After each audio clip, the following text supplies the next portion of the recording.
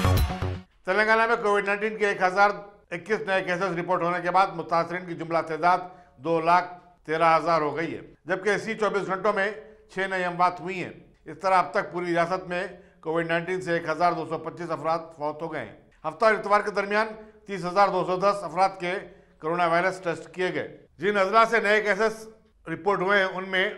GHMC से 228, मेडसर मलकाजगिरी से 84, रंगारेड्डी से 68, करीमनगर से 67, नलगुंडे से 46, संगारेड्डी से 44, सिद्दीपेट से 41, जगतियाल से 31, भद्राद्री कुतगड़म से 30,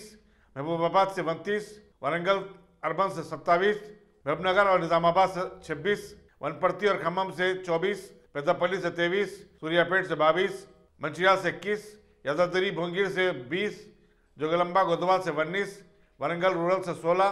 राजन्ना सरसिल्ला से 15, जनगांव से 12, विकाराबाद, मुलुगु और मेदक में 9-9, कामारेड्डी में 7 और आदिलाबाद और निर्मल में 6-6 केसेस शामिल हैं।